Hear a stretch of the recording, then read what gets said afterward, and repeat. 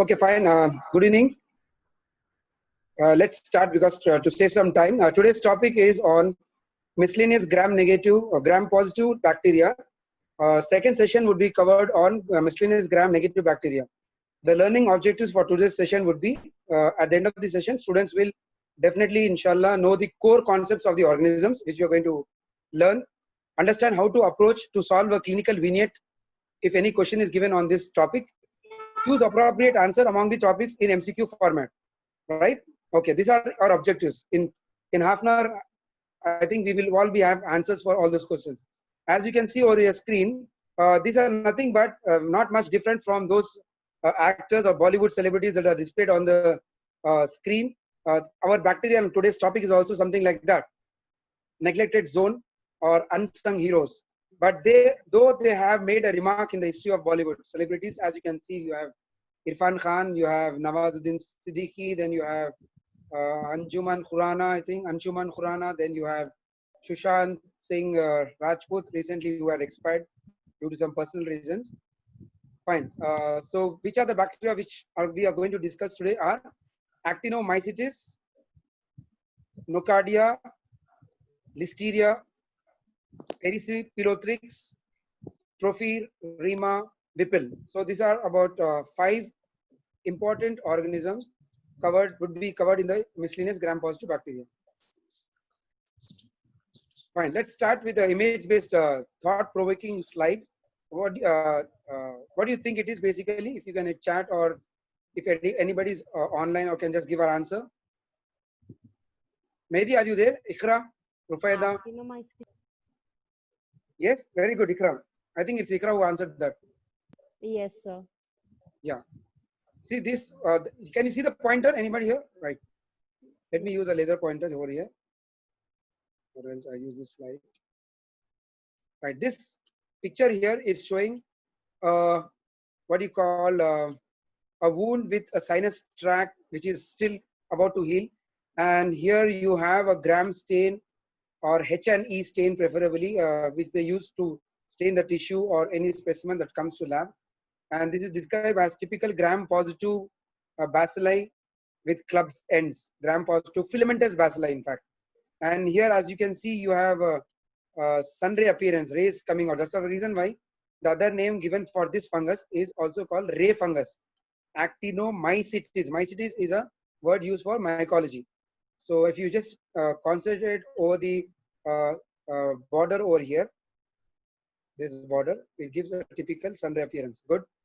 Then you also have this organism stained by other stains such as Gomorrhoeas methylamine silver stain or Paradix skip stain, which is not commonly used because you have a simple gram stain, which is gram stainable, and you have a typical what do you call molar teeth appearance. If you can just see this what do you call the colonies when you grow them on bread agar or any thioglycolate broth, you have this typical molar tooth appearance. So every image that is displayed here on the slide is an exam question. I would proudly said, actually this was discussed with my students 2 years back. Even the pictures came as such as exam questions. I think last year in the NEET exam.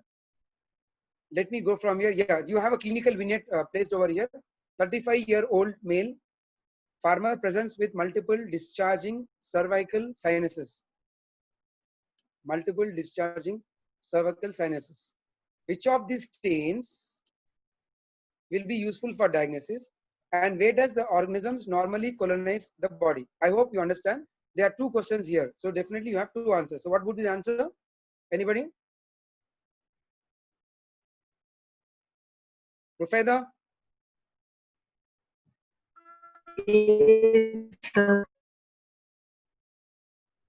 Multiple discharging cervicals. What do you think? Which stains would be most useful, and where does this organism colonize in the body? Any guesses? Please feel free, though you do mistakes. The reason behind successful people getting AIIMS #1 rank, PGH #1 rank, if you just go back, look at the interviews, the biggest secret of their success is they do the mistake, they go back, rectify the mistake. Probably, please go through the interviews, believe me. So please do a mistake, no problem. I'm there for you, I'll help you out. What could be the most appropriate answer? Quick. Sir, hope. A. Right answer. A is the right answer. Yes, sir. As I said, the history which we have already discussed, there was a picture which was giving you a cervical sinus. Then with stain, as I already told you, gram stain would be more appropriate. Though you can use Grocott, Gromary, methamphetamine, silver stain. Though you can use a periodic stain. But here, because sinuses is there, discharge is coming. It's not the tissue that you are using. If you would have used the tissue, then the stain would have been Grocott, Gromary's, methamphetamine, silver stain. Or it could have been a biopsy tissue, then if the answer could have been periodic skip stain. Simple gram stain will suffice, and the region where these organism colonize are is oropharynx. Very good. Thanks for participating. Let's move from here. Very good. Actinomycetes, which causes actinomycosis, manifests is three different major forms. One is cervicofacial actinomycosis, thoracic actinomycosis, then the abdominal. Just remember this. 3 areas are mainly covered. 1, cervicofacial, 2, thoracic, 3, abdominal actinomycosis. And among all these three, it is a cervicofacial actinomycosis which is very, very common. What do you have? The patient doesn't come to you because it is painless, it is slow growing, and hardly the patient comes to you. Only he comes when already there is a sinus built over there and he is discharged from the sinus. And this typical description that is given to this clinical picture where the patient present is called lumpy jaw. Lumpy jaw. As you can see, 3 pics that have been depicted over here. Painless, slow growing, hard mass with cutaneous fistulas.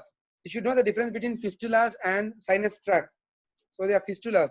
You have a fistula and there's continuous discharge from here. By the way, let me stop over here and ask you, where do you find locked jaw? Lumpy jaw is in cervicofacial actinomycosis. Where do you find locked jaw? Tetanus. Very good. Lockjaw.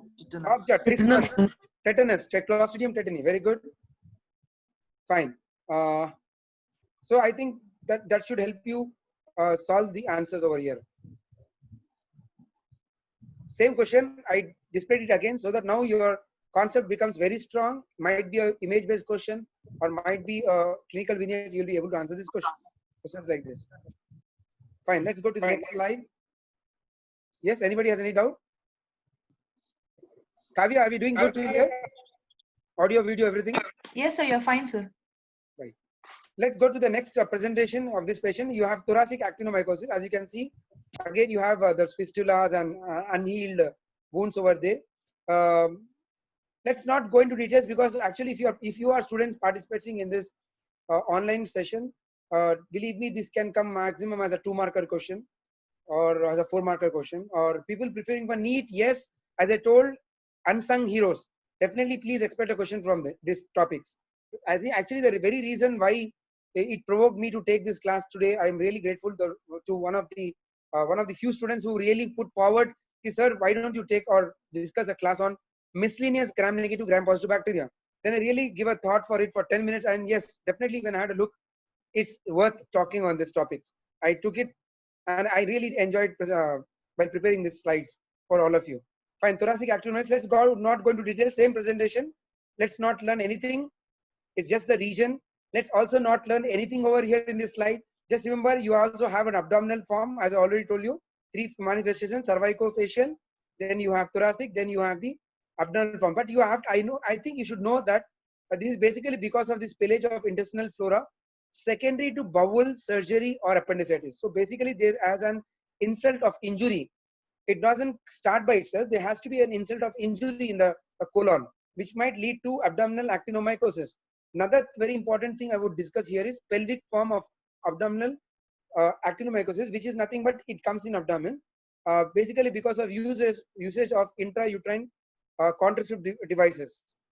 Because when you keep on inserting, removing it, keep on inserting, removing it, there might be a trauma to the mucous membrane in your vagina and the region near the cervix or the uterus.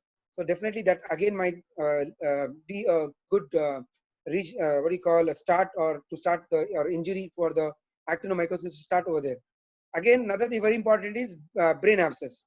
So please remember, students, brain abscess, cervicofacial actinomycosis, thoracic actinomycosis, abdominal actinomycosis, pelvic form because of IUCDs, and brain abscess. Very good. I'm not going to talk about all those things. Cervicofacial, yes, because of dental caries and periodontal diseases. That might be also one reason. And the main injury I mean, the main reason for why the patient lands up with cervicofacial injury is because of use of toothpicks, toothpicks injury, which again lead to trauma, a rupture in the mucous membrane surrounding him. Okay, good. You have learned good. Let's come directly to lab diagnosis. The specimen is collected. The discharge or the exudate from these, what do you call this, fistulas. I get it. I do a gram stain. As you can see, a very good picture of gram stain. A modified gram stain, not the routine gram stain, which you use, which has a forceps. A modified gram stain, named by Brown and Ben. Central gram-positive filamentous bacilli, as you can see over here. Radiating periphery. They are just dispersed like this, with highline club shape. By highline club shape, institutes or competitive exams like PGI Chandigarh, they will expect you to know, come prepared with this kind of knowledge, that what is this club shape also. They're nothing but complex of antigen and antibody. So I repeat again, they look like gram-positive filamentous bacilli with at the ends club shape, which is nothing but antigen antibody ends. Right. Let's go to the next slide. As I said, if it's a tissue, then you need to have stains like hematoxylin, eosin. Where's this pointer? You have to use tissues like the stains like HNE or Gomorimis, Grotko's, Gomoris, Methanomin scales, where you stain these granules. Again, the same word, clubs. Clubs are nothing but the antigen antibody complex surrounding the basophilic filaments. Basically, nothing but the words are changed, but the morphology is such. Filaments are also there in gram stain. It's here also. And you have also clubs. There also you have clubs. And the nature of filaments is basophilic, where the nature of clubs is eosinophilic. And they give a typical sunray appearance. Okay. Fine.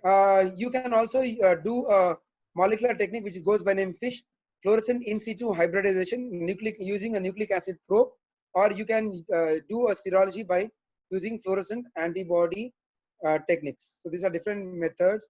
I'm just going into details, keeping in my mind that all my participants today are secondary MBBS students, final year interns, postgraduates, MD microbiologists, and I think we have 10 today attending the sessions today, and also people preparing for All India NEET USMLE Step 1. Fine. Another thing which is again to be talked about here is on the culture. It gives a molar tooth appearance, especially when you're talking about actinomycosis israeli. The college, you can just appreciate that typical molar tooth appearance. I'm not going into the details of the causative agents, mind you, because this topic is very in detail dealt in mycology. Because actinomycosis causes actinomycetoma, higher bacteria, and mycetoma is also caused by eumycotic, true fungi.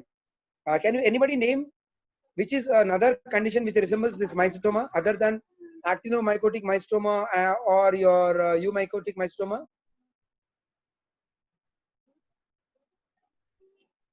Anybody in the? No one? Have you heard about boitromycosis? Have you heard about boitromycosis? Boitromycosis also is a clinical condition which gives the same clinical picture as mycetoma, but the causative agent there is Staph aureus. Learning, please make a note of this. Nocardia. Fine, let's go to the next organism, Nocardia. Right, miscellaneous gram-positive organism. Aerobic. What was actinomycosis? Actinomycetes anaerobic. I don't worry. Again, as a habit of again revising or summarizing things. We are going one by one, step by step. Right. So actinomycetes is obligate anaerobe. Nocardia is obligate aerobe. Gram positive, definitely today's topic is gram positive. The other extra thing which you have to remember about Nocardia is a partially acid fast. It's a modified acid fast with 1% sulfuric acid. Other things are very same, branching, filamentous bacteria. Here the route of what was the route of transmission infection in actinomycosis? Insult or injury, might be to toothpick, or might be due to dental dentures, or might be due to some operation, or right. So whereas in Nocardia, the route of infection or transmission is basically because of airborne or traumatic transplantation by inhalation. Right. What happens basically when everything is airborne? Then lungs are affected. Lungs are affected. Fine. So it produces pulmonary infection in immunocompromised patient. Just remember that. Fine. You have two main species of Nocardia that I'll talk over here. One is brasilensis, Nocardia brasilensis, which causes cutaneous nocardia. As you can see over here, a picture that is depicted here. nice ulcer with undermined edges and swelling around that ulcer, punched biopsy kind of ulcers. Definitely, it also presents with draining granules and cellulitis. I forgot to tell you about granules in actinomycetes also. There also, the granules are yellow granules. That is also called sulfur granules. Sulfur granules. Remember that. So basically, there are a lot of similarities in actinomycetes or nocardia, but there are about 5 to 10 differences, which I am going to summarize it for you. The other species other than Nocardia brasiliensis is Nocardia asteroids that produces bronchopulmonary pneumonia with cavitations. Clear? Right. Nocardia brasiliensis causes cutaneous nocardiasis. Nocardia asteroides causes bronchopulmonary pneumonia. Drug of choice for Nocardia, it could be cotrimoxazole or I think one more drug, sulfonamides. Sulfonamides through cotrimoxazole. Right. Can you name any other organism which has the name or genus brasiliensis? Anybody who is online with me who would like to participate or learn something? Any organism in microbiology or to be more specific, protozoology that has name as brasiliensis? Quick. No one? Hello? Did you heard about Leishmania, South American and all that? Leishmania mexicana, Leishmania brasiliensis, right? So it is Leishmania brasiliensis. You have to remember that also causes ispandial lesions all over the mucocutaneous junction. Fine. Let's go to the next slide. Right. Yeah, there's another picture of nocardia which gives a typical. I'm going to give the description. If anybody wants to comment, you can comment on that. Typical linear fashion, lymph node distribution, the injuries also. Which other organism has this kind of picture? Typical linear fashion, lymph nodes, Rose Gardner, thorn injury. Ikhra, are you there?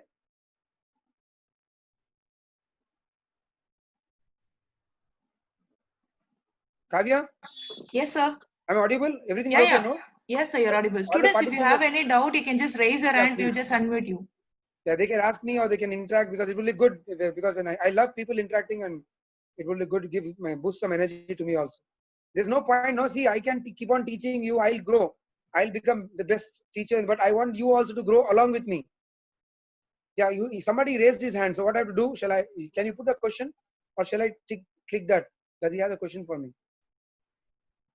Shall I go to the chat section? They have some doubts. What Sir, does we'll raise just hand? unmute them, sir. Hey, unmute. No, please unmute those guys who have raised their hands.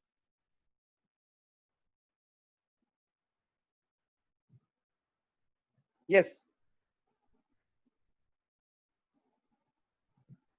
Fine. I'll just comment this and leave. I will go to the next slide. This picture resembles like the typical sporothrix distribution, Rose Gardner's and linear pattern of distribution. This is the reason why this is called. See, the reason why I am discussing this to the highest yield level, because no student after 45 minutes should have in his heart key, I didn't learn today. It was a time worth spending with me in this online session with the organizers. This typical description is called sporotrichoid, sporothrix, right? Sporotrichoid distribution of nocardiasis. So don't, when any question comes like that, where the word sporotrichoid distribution is there, don't jump to conclusion that it is fungus. You learned somebody taught you. So it is nocardia, something to do with the nocardia. Okay, let's move the other slide. To the next slide, sorry. Nothing much important over here. Yes, again, immunocompromised or more predisposing factor over that. Clinical manifestation already discussed. We have two different manifestations. One is cutaneous nocardia caused by brasiliensis, pulmonary nocardia caused by asteroids. Good. MAPI. Right. Lobar pneumonia, cough, thick purulent sputum, lungs. Fine. Yeah, here also you have abscess. Mind you, I'm again making a mark over here. You also had abscess in actinomycosis. You also have abscess in nocardia. But I'll tell you how to remember that, why it is important to remember both of them. Right. Let's go to the next slide. Yeah, same. There's not much difference. But the only difference here is you have a blue color background with pink color filamentous bacilli spread all around. That means to say you use modified acid fast chain, that is 1% sulfuric acid, which is otherwise called, anybody? Which is otherwise called What is this method of staining the organism with using 1% sulfuric acid, modified acid fast stain called? Quick, starts with my name. The letter, what is the name of the letter my name starts with? 2 participants raise their hand. Okay. Quinone stain. It's called quinone stain. Good. Okay. Next slide. Culture. Yes, I already told you they're obligate aerobes. Not much to worry. Yes, the colonies are. I'll just roll down the pictures also for you. I don't know how important it is, but I am very much worried tomorrow if any questions comes. I think these students who are attending this online would be the only students who knows how to answer these questions. The colonies of Nocardia asteroids. The colonies of Nocardia asteroids are creamy, wrinkled, pigmented. As you can see over here, they can go to pink color also, pink to yellowish orange color. The selective media here used for Nocardia is buffered yeast extract containing polymyxin and vancomycin. I hope few students can comment. Where did you use? You heard about this agar buffered yeast extract? It is also used for Legionella. Mind you, don't get confused. Learn, work hard. Buffered yeast extract containing polymyxin and vancomycin is used for Nocardia, also for Legionella. But the only difference is in buffered yeast charcoal agar, buffered charcoal, BCYE media is called. You add charcoal. And another thing is because Nocardia and Actinomyces are mostly like higher bacteria and they are like in the borderline of fungus and a bacteria, you can also use an saprolose dextrose agar. There's another technique called paraffin bait technique. What is bait? Basically, bait is a technique where it's normally a word used by fishermen.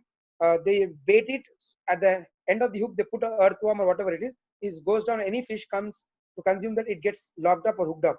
So this is called bait. So paraffin bait technique, where you use in that you have paraffin, which is a rich source, the only rich sole source of carbon, and carbon is loved by Nocardia.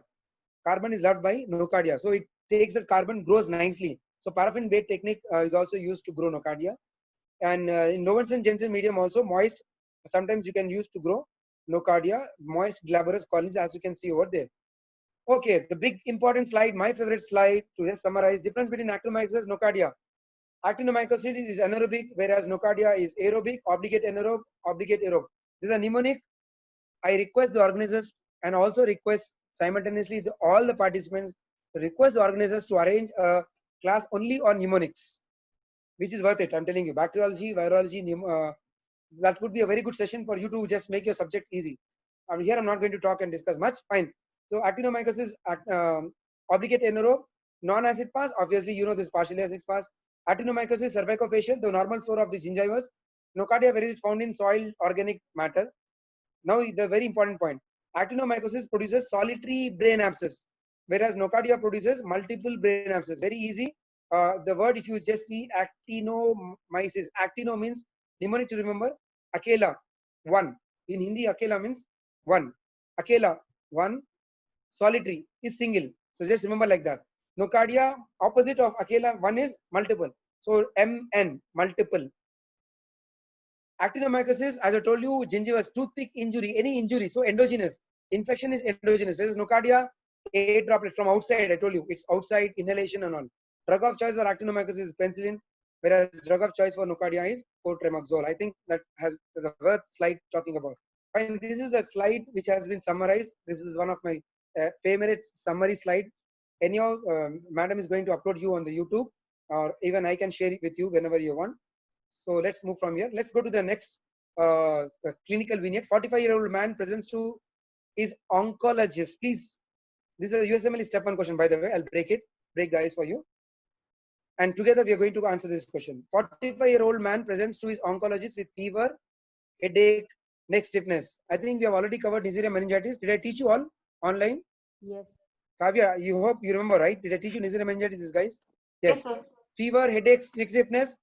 Definitely is a case of meningitis. Good. So he has been undergoing chemotherapy, second clue, for last 4 months, and in the advanced stage of colon cancer. That means he's in a state of immunocompromise. What was done? Meningitis. So what do? You do a lumbar puncture. After you do a ophthalmoscope, rule out papilledema. No optic disc cupping, do lumbar puncture. Optic disc cupping, do a CT scan. So doctor has advised lumbar puncture. Because there was no optic disc cupping. So numerous neutrophils and gram-positive rods were seen in Gram stain. He is admitted to hospital and started on IV ampicillin and gentamicin. Dear students, what is the guess? What would be the right answer? Which organism is going through your mind? So this is a gram-positive. Listeria. Very good. Yes, you answered it right. Please, good. Listeria monocytogenes. Very good. Listeria monocytogenes is a gram-positive bacillus. Just remember, I also give you a mnemonic. You remember bell. The bell should ring in your brain when you're talking about neonatal meningitis. That time only I told you. Please remember, Listeria is a causative agent in neonatal meningitis, not only, but also in immunocompromised hosts. Adults also here immunocompromised. Here, as you can see, the immunocompromised state is colon cancer, advanced stage colon cancer, and is on chemotherapy since last 4 months, and is within digital oncology. So that should give you a clue that it's a case of Listeria.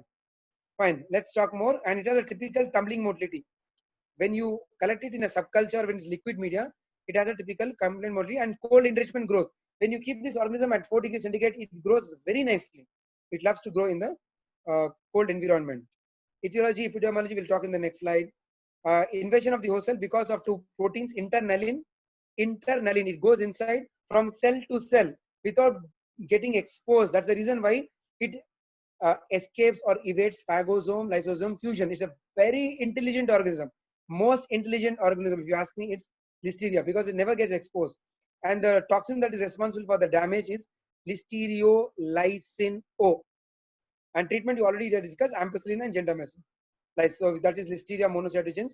And as you can see that picture, the other source, the source of infection is contaminated food, especially your dairy and dairy products like cheese, your butter, the unpasteurized milk. Unpasteurized milk, you eat it, it goes into the intestine. All reticuloendothelial system is affected.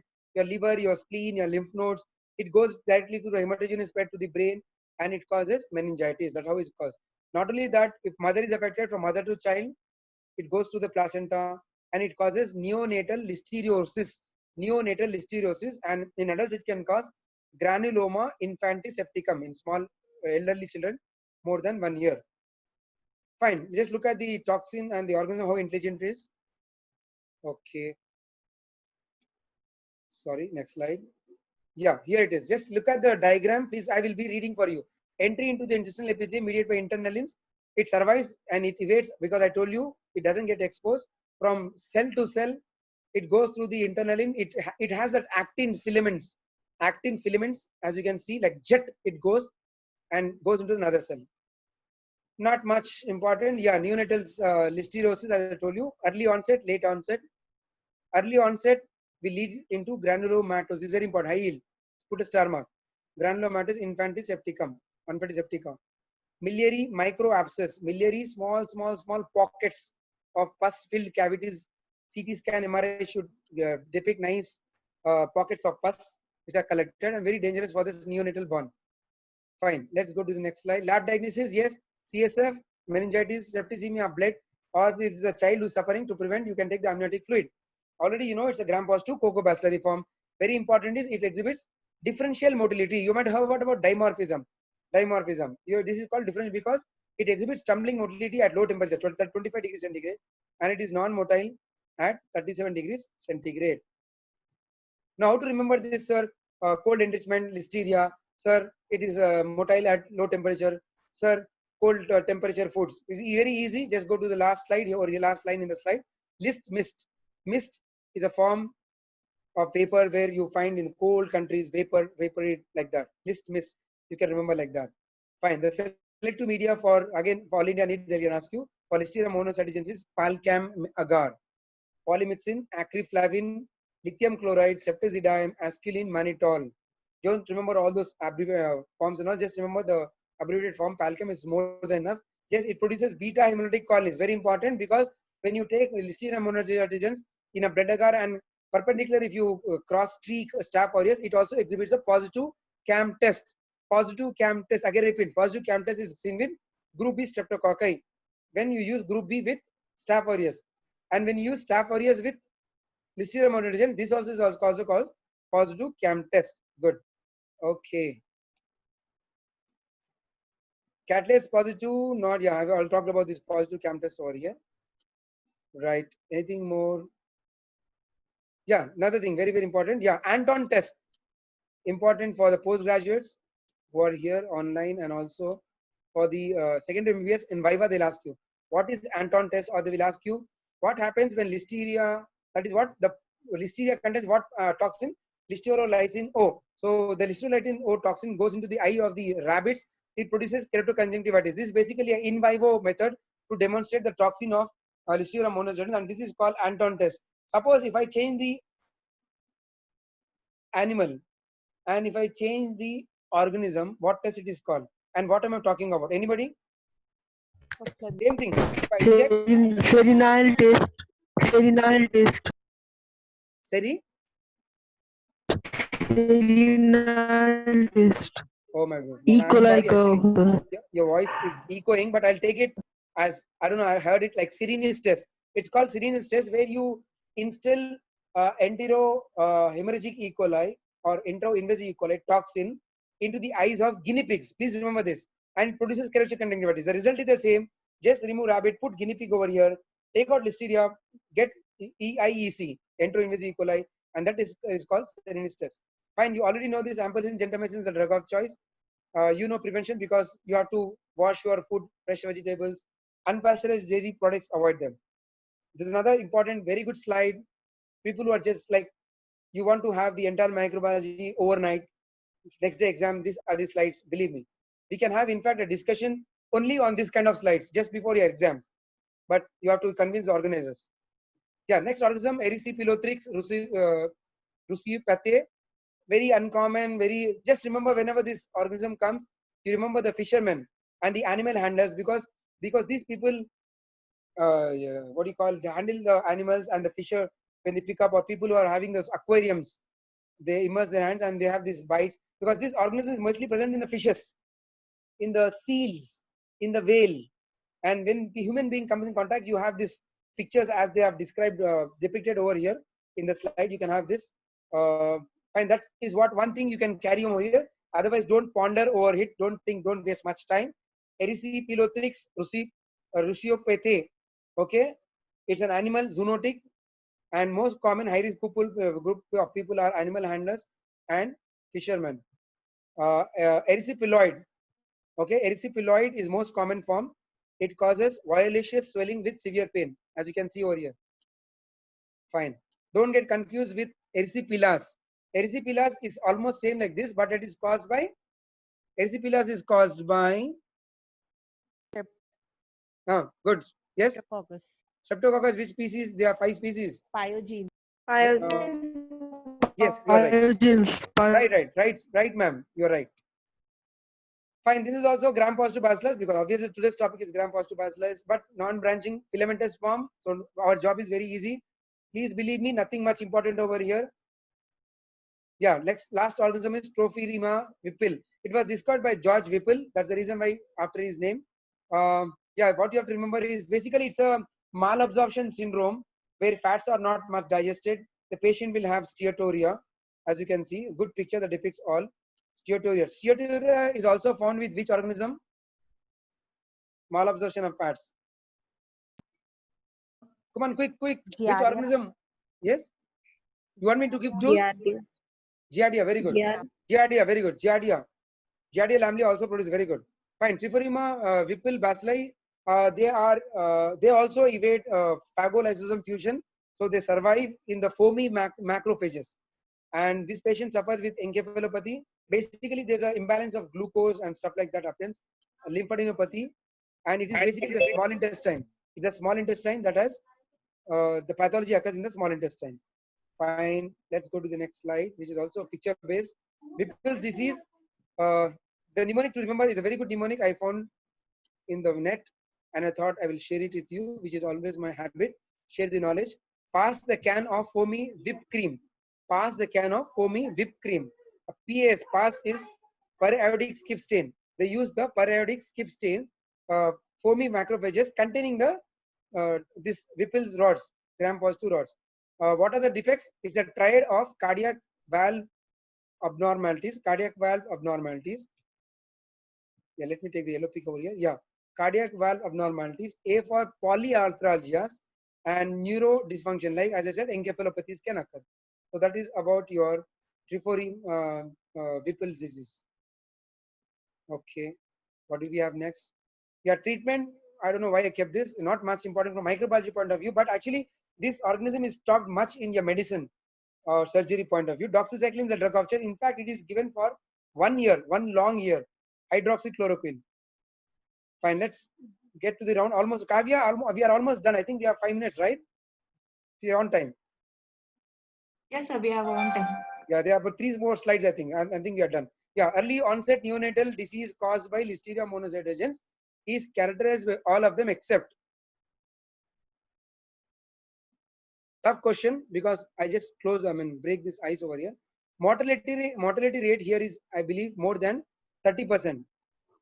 Okay, so the answer here is C, except.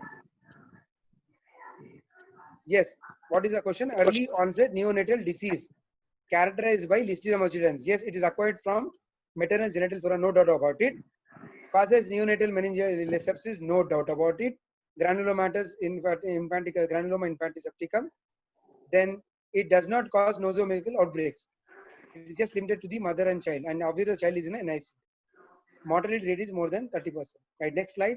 In FC pylori, the route of infection is, I told you, just remember those people who are working and they come in contact. So basically the route of infection here is, what's the answer? Direct inoculation. Direct inoculation. Very good. Direct inoculation. Which of the following actinomycetes is acid fast? Nocardia. Nocardia. Nocardia. Nocardia. Very good. Nocardia. Right answer. Appreciate that. Thank you very much. Thank you very much. There are a lot of things I can teach you. Please get back to your organizers. Thank you, sir, for such a wonderful session. It was quite interactive and it's also interesting. Students, you can also share our YouTube channel and our Facebook page. You can also access the recorded videos, MCQs, announcement of all the session will be made at our Facebook page. If you have any doubts on this current session, you can just type them in the comment section and sir will clarify all these in the later. And this is for the tomorrow schedule. So tomorrow we have a session on scenario-based approach to schizophrenia by Dr. Sujay Ray at 5 to 6 p.m. So stay tuned, students. See you all in the next session. And thank you so much, sir, for accepting your time to spend your valuable time for No problem. students. Welcome. Thanks, the organizers also. Thank Bye. you so much, sir. Bye-bye. Thank you, students. Thank you very much, sir.